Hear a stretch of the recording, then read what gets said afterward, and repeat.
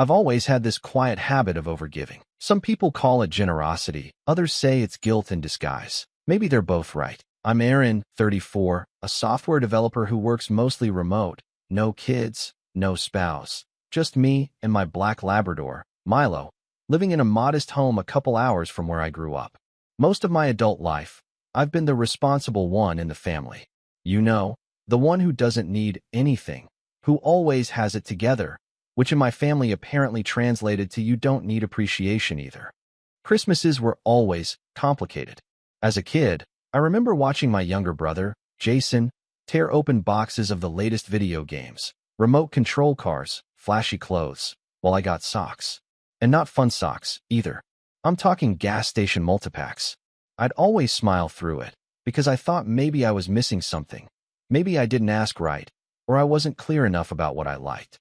But when I started working at 16, I began buying my own gifts. At least then, I could pretend they came from someone who knew me. My relationship with my mom was always polite. She wasn't cruel. Not exactly. She just had this way of always positioning Jason as the one who needed more. He's your little brother, she'd say when I'd ask why he got a new phone and I didn't. He's just going through a rough patch. When I questioned why she dipped into my savings account that one time when I was in college to pay Jason's rent. That rough patch somehow lasted 15 years. Jason was the kind of person who could burn your house down and convince you it was your fault for leaving matches out. Charming. Manipulative. Always just one excuse away from a fresh start. But I stayed close. Part of me held on to this naive hope that if I just gave enough time, money, space, they'd see me. Not just as the ATM, the helper, the fixer, but as someone worth celebrating, too. Maybe even worth loving without a string attached. Last year, things felt different. My parents were approaching retirement, and I had this idea. A Christmas surprise. I'd quietly booked a $12,000 luxury cruise for them. Something they'd always talked about but never actually done. I coordinated everything. Picked the route that matched all the places my mom had mentioned wanting to see. Barcelona, Rome, the Greek islands. Chose a ship with senior-friendly amenities. Even arranged to have champagne waiting in their suite on day one. It was going to be a thank you. A peace offering.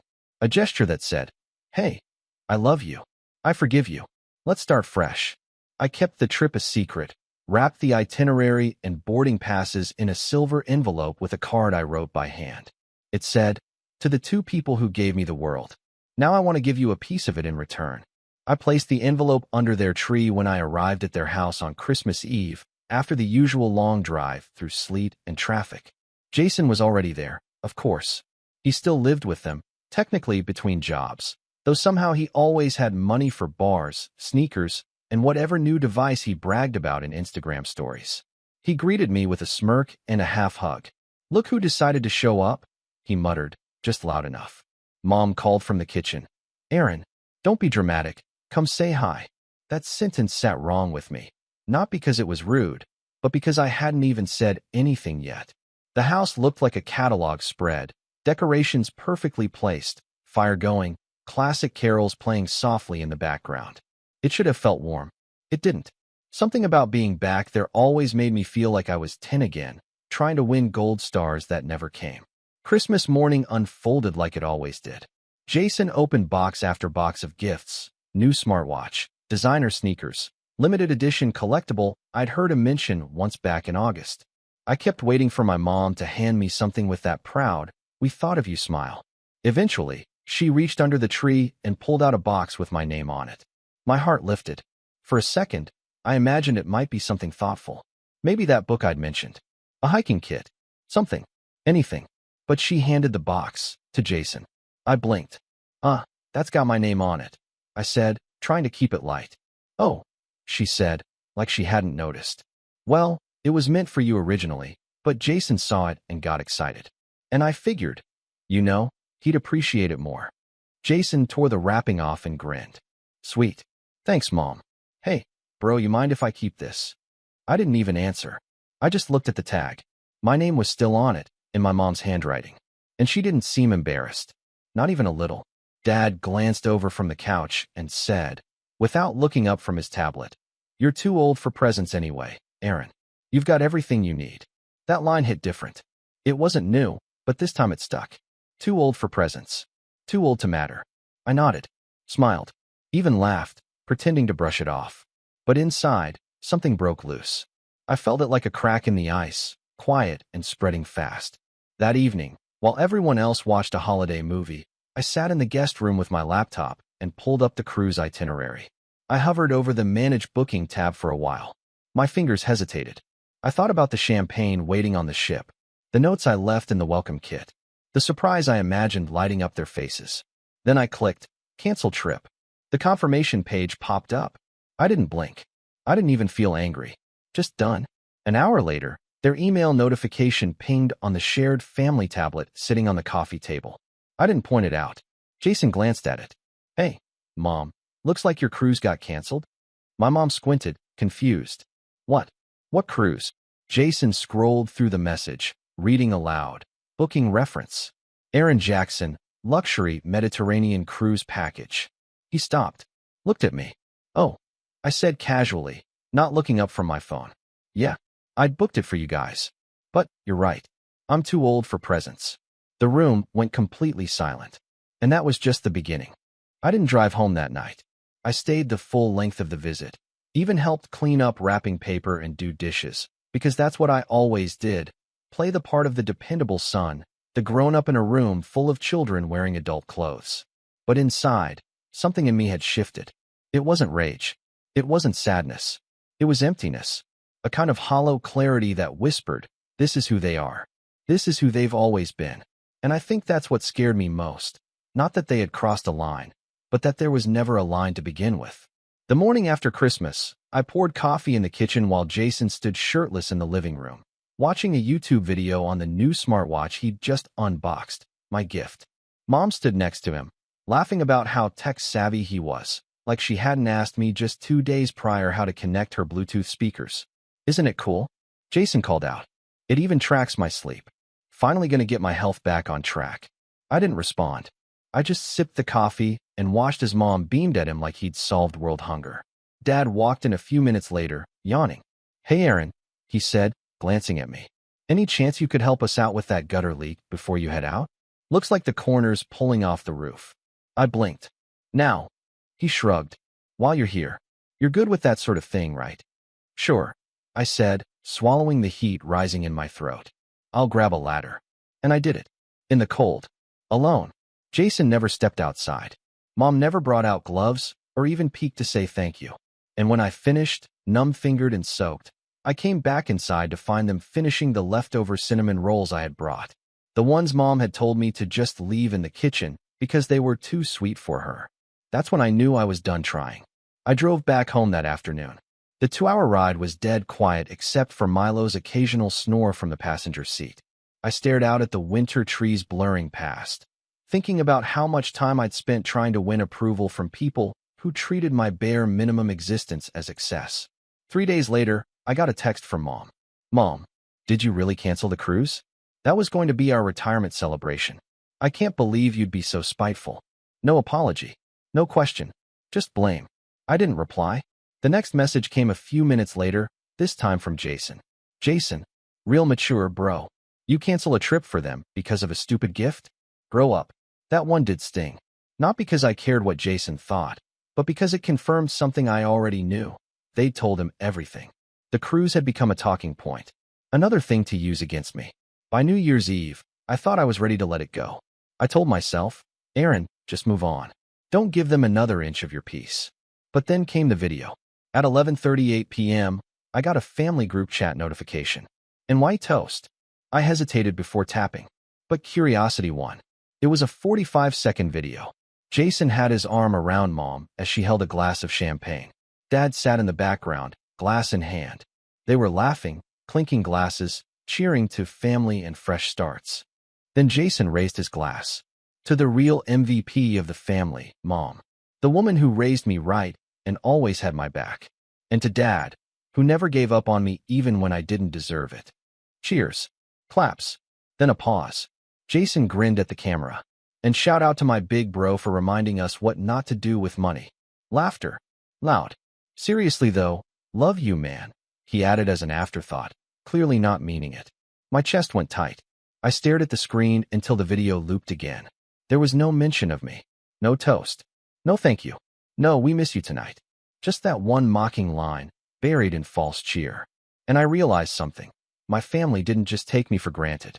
They saw me as disposable. I closed the group chat, blocked it, then sat in the dark with Milo at my feet, watching the fireworks pop silently outside my window. And I whispered to myself, that was the last holiday I ever spent trying to earn their affection. But I didn't know the worst part was still coming. 2 weeks into January, I got a call from my cousin Rachel. We weren't close, but we'd catch up on holidays, send memes occasionally. She worked in finance, had always been the neutral party at family events.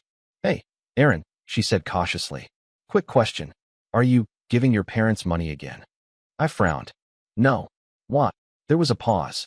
Because your mom told Aunt Jen that you offered to cover the property taxes on their house this year. Like, $3,000. She said you felt guilty about the cruise thing, and this was your way of making up for it. I sat down. That's not true. At all. Yeah, I figured. But she's telling people. A bunch of people. Said you're the one who insisted. I thanked Rachel, got off the phone, and pulled up my banking app. Sure enough, there it was. A pending auto payment set to send $3,064 to the county tax assessor's office from my linked family account. A shared account I'd opened 4 years ago when Dad had a medical scare and I agreed to be a backup signatory. I'd forgotten about it. They hadn't. I froze. Rage curled through my stomach like acid. I called the bank, stopped the payment, removed myself from the account. Then I sat on my couch in silence, the kind that feels loud. They hadn't even asked. And somehow, they had turned me into the villain. I spent the rest of that night pacing. Not just angry, but betrayed. This wasn't just about Christmas. This wasn't about a gift. This was decades of subtle theft, of my time, my effort, my emotional labor. My entire adult life had been a series of unreciprocated gestures. And this was the moment I felt it all at once. But nothing, not even that, prepared me for what came next. About a week later, I got an email from an old high school friend, Nick. We hadn't spoken in years, but the subject line made my stomach turn. Just FYI, saw this on Facebook. I opened it. It was a screenshot of a public Facebook post from my mom. Some people forget where they come from. We raised our sons with love, but only one of them shows up when it counts. Thank God for Jason, who never turns his back on family. Some gifts come with strings attached. We prefer love without a receipt. I sat there, stunned. Dozens of comments underneath. Extended family chiming in. Jason's always been the golden boy. So sorry you're dealing with that.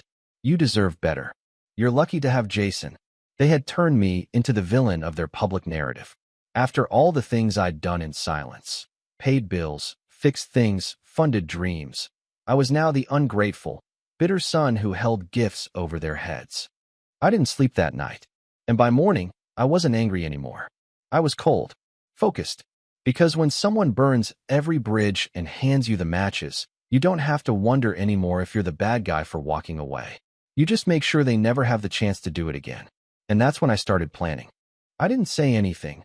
Not to Mom, not to Jason, not to the cousins tagging each other under that post, laughing in the comments like it was some kind of inside joke. I just logged out of Facebook completely and deleted the app from my phone.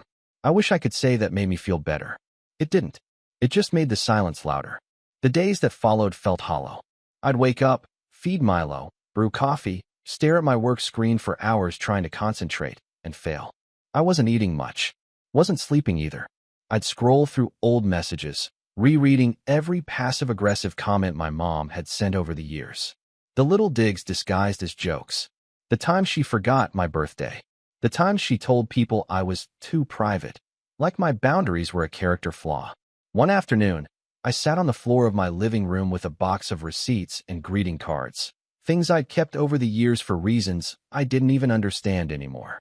Inside was a birthday card from when I turned 27. It was unsigned, blank inside. The sticker on the back said it came from a grocery store.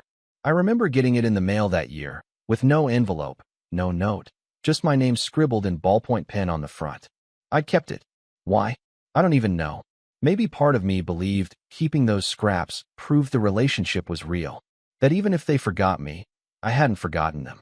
But that day, I finally let go. I took that card and every receipt, Every thank you note I'd written for gifts I never got a response to, every faded printout of a flight confirmation for a trip I paid for, and I fed them into the shredder, one by one. It wasn't angry. It was quiet, like cleaning up after a storm. That night, I turned off my phone completely. No distractions.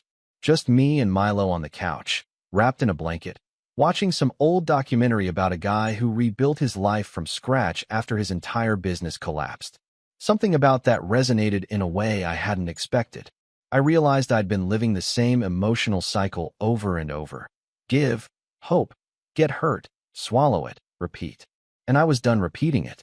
The next morning, I sat down and did something I hadn't done in years. I wrote a letter. Not to send, just for me. It started with one sentence. You were not the problem. I kept writing, letting it all out. The resentment, the confusion, the guilt I didn't even know I was carrying. I admitted how much I'd longed for a family that saw me. Not what I could do, but who I was. I wrote about every time I'd smiled through pain, every birthday they ignored, every favor I gave without thanks, every moment I second-guessed myself because they made me feel like I didn't deserve better. When I finished, it was 7 pages long. I folded it, sealed it in an envelope, and tucked it into the back of my journal. Then I opened my laptop. There were things I'd been putting off, projects I told myself I didn't have time for, a side hustle I never quite committed to, a promotion I was too burned out to pursue. But now, I had all the time in the world. No more late-night calls asking me to fix someone's internet. No more surprise Venmo requests from Jason with a "Can you spot me this once?" message. No more holiday guilt trips. I started simple. First, I filed paperwork to dissolve that shared account with my parents officially. I requested full removal of my name, and when the bank called to confirm, I didn't stutter. I made sure there were no backdoors left. Then I emailed HR at my company and asked about internal transfer opportunities. I worked in dev support, but I'd always wanted to move into product design. I'd done courses online, dabbled in UI/UX work for friends, but never had the confidence to make the switch. To my surprise, they were interested. Said they'd been looking for someone with my skill set to join a pilot project team launching in Q2. They asked me to submit a proposal. I spent a full weekend putting it together, drinking way too much coffee, tweaking every line of code and every design slide until it felt like a resume of my soul. When I hit send on that proposal, it was the first time in years I felt like I was building something for me. But the biggest shift wasn't career, it was personal. I joined a weekend hiking group. Not because I needed to network or be social, but because I wanted to be around people who chose to show up. Milo came with me. People loved him. And slowly, as the snow melted and winter faded, so did some of the weight I'd been dragging for years. By early spring, I was waking up with purpose again. Not joy, exactly, but clarity. And that was more valuable. I'd replaced my phone entirely. New number. Clean slate. I didn't tell my family. The only person who had my new contact info was Rachel, my cousin, who had quietly checked in once or twice after the Facebook post drama. You okay? She'd ask via email. Better every day, I'd reply. In April, something wild happened. That project I applied for, I got it. Full transfer. New title. New pay bump. Remote, with a travel stipend for quarterly team meetups. It was like stepping into a new version of my life. One that didn't revolve around proving my worth to people who'd already decided it. I took my first work trip to Portland that May. It was only 3 days, but when I landed and stepped into that hotel room overlooking the water, I felt like I could breathe in a way I hadn't in years. No calls, no guilt, just peace. And yet, rock bottom doesn't always announce itself with disaster. Sometimes it's subtle. A quiet Sunday morning when you realize you don't know who you'd call if you got good news. Or when you sit in a restaurant by yourself and realize this is the first time in months you're not afraid someone's going to demand something from you right after. That loneliness hit me in waves. Not often, not sharp, but deep. I missed the idea of a family, not the reality. And it's in that space, that in-between of grief and relief, that I started rebuilding. I joined a therapy group. Nothing fancy. Just a Zoom session on Tuesdays with 5 other people who also had complicated family stories. I didn't say much the first few sessions, just listened. But by week 4, I found myself talking. Not venting, just explaining. And no one interrupted. No one downplayed. They just listened. And that felt like oxygen. Then came something I didn't expect. One night, after a session, I opened my email to find a message from an unknown sender. Subject line: closure. It was from my dad. The body of the email was short. Aaron, your mother is upset that you've cut contact. Jason's not happy either. I don't know what's going on, but I'd like to talk. We're family. That should mean something. Let us know when you're ready to be reasonable. Dad. I stared at the message for a long time. No apology. No questions. Just another command. Be reasonable. It was like being pulled back into a bad dream. Like all the progress I'd made suddenly didn't matter. But here's the thing. That email didn't crush me. It confirmed what I already knew. That their version of family had always been conditional. That they didn't want to understand. They wanted compliance. Silence. A return to the old script. So I didn't reply. Instead, I opened my journal. Pulled out that old letter. Read it again. And then I wrote a new one. This time it said, "You've already climbed out. Don't look back." But just as I started to feel whole again, just as I began to accept peace over approval, something else landed in my lap. A warning. A message I wasn't supposed to see. A revelation that would take everything I'd quietly endured and set the stage for something much bigger. It started with a name I didn't recognize. I was doing some routine cleanup on one of my older email accounts, the one I used years ago when I first started freelancing. It was mostly junk now. Expired job listings, newsletters I never unsubscribed from, old software promo codes. But as I scrolled past another spammy subject line, one message caught my eye. Subject: payment confirmation for Jason Underwood. My brother's full name. The sender? A company I'd never heard of, Westbridge Financial Solutions. I opened the email. Hello, Aaron Jackson. This is a confirmation that your payment of $874.52 for client Jason Underwood has been processed successfully through your linked business card ending in 2091. If this charge was made in error or you wish to dispute the transaction, please contact our billing department. I froze. That was my old card. A card I hadn't used in over a year. One I'd kept linked to a now-defunct business PayPal account I hadn't thought about since I left the freelance world. I clicked through to the merchant site and found more transactions. Small amounts at first. A few $40 here, $100 there. But over time, they added up. Thousands of dollars. And every single one was tied to my brother's name. I started digging. Pulled the account statement history. Searched my cloud storage. And that's when the pattern emerged. Jason had been using my old business account to fund personal expenses, monthly subscriptions, pay later financing, even a few direct purchases from luxury retailers. He must have kept the login from years ago when I briefly let him borrow my card to rent some camera gear. That was supposed to be a one-time favor. He had promised to delete the info. He never did. But it wasn't just about the money. Some of the transactions were listed as client reimbursements. Others were labeled consulting fees. On paper, it looked like I was doing shady side gigs through this account. If the IRS ever audited me, these would all point to me. That's when I realized this wasn't carelessness. It was calculated. I reached out to Rachel again. She'd always been honest with me, even when it was hard. I forwarded her the email and asked, "Have you ever heard of Jason working with anything called Westbridge?" 10 minutes later, my phone rang. "I have," she said bluntly. "That's the debt relief firm my dad used last year. It's not exactly reputable." "Wait, why is it linked to you?" I told her everything. There was a long silence. Then she said, "Aaron, you need to check your credit report. Right now." So I did. And there it was. A new credit card opened in my name 6 months ago. Balance for $1,918. Min payment overdue. Another personal loan, also in my name, opened 8 months ago. Status: delinquent. I felt sick.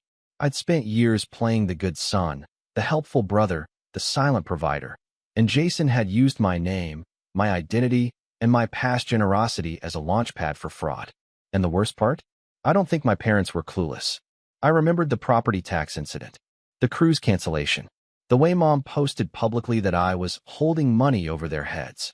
Suddenly, it all clicked into place. They weren't just enabling him. They were protecting him. Because if the truth came out, the golden child's halo would crack, and the house of cards they'd built around him would come tumbling down. So I did what I should have done years ago. I got a lawyer. His name was Peter Ellsworth, mid-40s, blunt as a hammer. No nonsense. He looked through the documents I gave him, screenshots, emails, credit pulls, and nodded slowly. Your brother committed identity theft, he said plainly. Multiple counts. Your parents may be complicit if they knew or benefited. I asked him what my options were. You can press charges, he said. But if you want to play it smart, you don't go in guns blazing. You build your case. Quietly. Let him dig his own grave. Then drop everything when the timing is perfect. I nodded. I don't want money, I said. I want truth. And I want them to feel everything they made me feel. Peter smiled. Then we do this the right way. And so began the setup. We started by securing my financials. Froze all credit activity. Changed every password. Filed fraud alerts. Peter contacted the credit bureaus and flagged the 2 illegal accounts. Within a few weeks, we had documentation proving I'd never authorized those lines of credit. Then we contacted Westbridge Financial, the shady firm Jason was using. They weren't helpful, at first, but Peter knew how to apply pressure. A formal letter went out, demanding full records tied to any account associated with my name. They stalled. He pushed harder. When they realized I had legal backing, the documents arrived. It was all there. Jason had used my identity to co-sign on 2 loans and signed off with a scribbled digital signature. The address he used? My old apartment. The email? A Gmail account that looked almost like mine, except for one swapped letter. The kicker? One of the forms had a photo of his driver's license uploaded alongside my name. We'd nailed him, but I didn't want to confront him yet. Not directly. Not with a lawsuit or police report. I wanted this to be slow. Painful. I wanted him to sweat. Peter suggested a private investigator to get more background. I wasn't sure at first, but curiosity got the better of me. And what we found, it made my blood run cold. Jason was using my credentials to land contract gigs. Someone had hired him, thinking he was me. It was some small startup. He built them a cheap app, stole parts of the code from open source projects, and then ghosted them after getting paid up front. When they tried to contact Aaron Jackson, the email bounced. They never got their product, never got their money back. I tracked down the founder on LinkedIn, reached out gently, and explained that I was the real Aaron Jackson and that my identity had been compromised. They were furious. Not at me, at him. They offered to send every document, every email, every screenshot. I took it all. The puzzle pieces were coming together. But I needed one more thing before I could act. A pattern. I searched old files, credit cards, shared Amazon accounts, Venmo logs, even old Dropbox folders. And that's when I found it. An invoice. From 5 years ago. A camera rental charge to my name, one I never used. Jason had picked it up, returned it late, left my info as the primary renter. The company charged me $450 in damages. I'd paid it, back then, without thinking. Just assumed it was a mistake. It wasn't. It was the first time he'd tested how far he could go, and I had let it slide. Not anymore. Peter helped me draft a full report, a timeline of fraud, identity theft, impersonation, and financial abuse. We included every receipt, every email, every forged signature. Then I did something that made my hands shake. I sent a letter to my parents.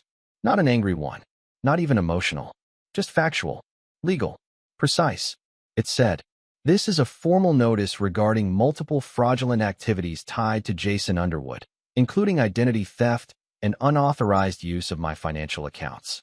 I am aware of your involvement in certain transactions, including public statements that may qualify as defamation. I have refrained from pressing charges at this time. However, I have retained legal counsel and am prepared to pursue full civil and criminal action should further contact or financial activity occur without my consent. This is not a threat. It is a boundary. No signature. Just my initials. Sent via certified mail." I waited. No response. 3 days later, Jason called from an unknown number. I didn't answer.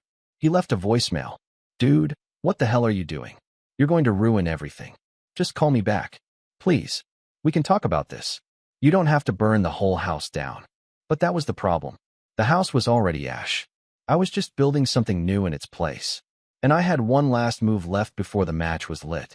I didn't reply to Jason's voicemail. Didn't text. Didn't email. Didn't give him the satisfaction of knowing whether I'd heard it at all. That's what he hated most. Not the anger, not even the threat of consequences, but silence. Jason thrived on chaos, attention, and manipulation. When I cut off the oxygen supply, he started to unravel. 2 weeks passed. Then 3. No word from my parents. No new charges on my accounts. No attempts to reach me through mutual friends. Just quiet. But that was the deceptive calm before the storm. Because one morning in early July, Peter called me with news. They tried to refinance the house, he said. I blinked. What? Your parents? We had a monitor in place. You asked us to track for any financial activity that might involve your name. The bank flagged the application because they tried to list you as a co-signer. Again, I didn't even know what to say. Peter continued. They must have assumed the freeze had lifted. Or maybe they were testing to see if they could sneak you onto something without alerting the system. I clenched my jaw. So they still think I'm a resource. Even now. They don't think, he said bluntly. They survive. And you were their lifeline. Until you weren't. It was the final straw. Not the cruise. Not the stolen money. Not the Facebook smear campaign or the fake consulting jobs. This quiet, slimy attempt to use my name again. Months after I'd gone no contact, after legal threats, after cold silence. It told me one thing with crystal clarity. They hadn't learned a thing. So I made the call. Let's do it, I told Peter. File everything. Every charge. Every report. If they wanted war, they just got it. And we did. First came the legal filings. Peter submitted the complete fraud packet to the local police department in my hometown, citing identity theft, unauthorized financial activity, and impersonation. Since the crimes crossed state lines, some of the credit transactions were linked to out-of-state merchants. We also filed with the FTC and the state attorney general. Then we looped in the IRS. Peter helped me write a statement detailing the fraudulent 1099 income from Jason's fake freelance jobs under my name.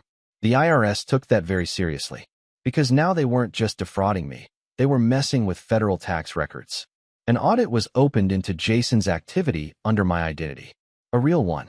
Next came the fraud alerts and blacklistings. Rachel, who'd become a quiet ally behind the scenes, helped me contact a few companies she had connections with. One of them was a client Jason had tried to pitch recently, using my background and work samples. She sent me the pitch deck. It was my resume, my projects, my code. I contacted the company directly and explained everything. Not only were they horrified, but they immediately flagged Jason in their internal system and shared the information with 2 other firms in their partner network. Jason's name was now on a do not contract list shared between a circle of startups and fintech companies. He didn't know it yet, but the doors were closing. Then came the financial dominoes. When the IRS probe began, Jason's accounts were frozen for review. His last-minute tax filings didn't match the digital records from his consulting gigs because they weren't his. The audit flagged him. Then the fraud cases began rolling in. Remember the startup he scammed with the Ghost app? They pressed charges too, after learning he'd done it under my name and lied about being me. Now they had legal cause to sue him personally. Peter coordinated with their legal counsel, and we exchanged documentation. We didn't team up, but we definitely walked parallel paths. Jason was served 2 civil complaints and 1 criminal subpoena within a span of 10 days. Then I sent one final message. Not to Jason, not to my parents, to everyone. I logged into my old Facebook account, reset the password, reactivated the profile, and made one single post. It was simple. For those wondering why I've been silent, my brother has stolen thousands of dollars, opened accounts in my name, and impersonated me to commit fraud across multiple states. My parents knew. They helped cover for him. Legal action is underway. I'm no longer the family scapegoat. I'm just done. I didn't allow comments. Just reactions. And they came fast. Thumbs up. Shocked faces. Private messages.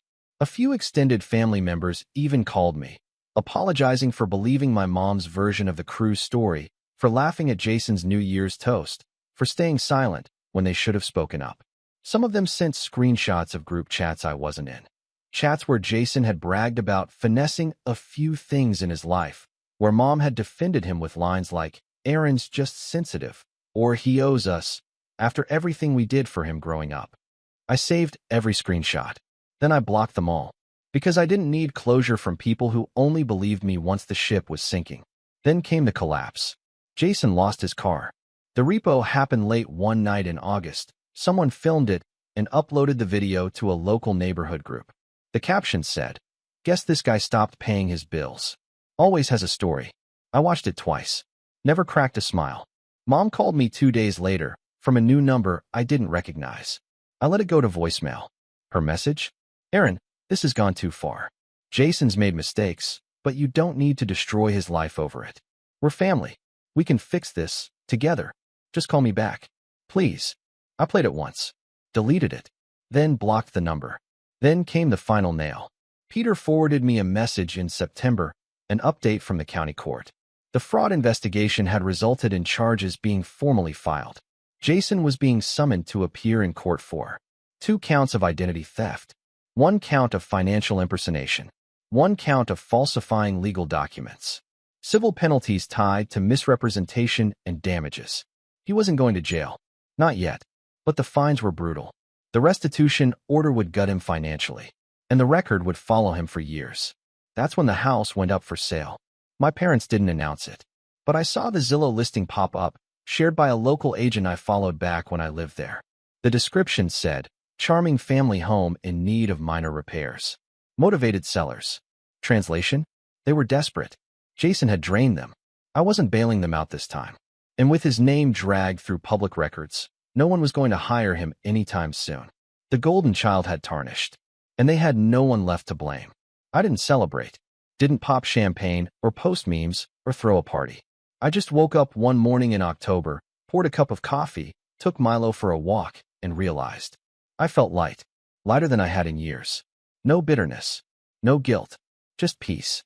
I'd spent my entire adult life trying to be the glue that held my family together. But some things aren't meant to be fixed. Some things are meant to fall apart, so you can build something better. And I had. That evening, I sat on my porch, sun dipping below the trees, laptop open in my lap. I pulled up an old photo of my parents, Jason, and me, taken during a rare happy moment at some long-forgotten family barbecue. I studied their faces. Then I clicked delete. No fanfare. No ceremony. Just freedom. And as Milo curled up beside me and the last of the light faded, I closed my laptop, leaned back in my chair, and let the quiet settle in like a warm blanket. Not the silence of being ignored, but the silence of being free.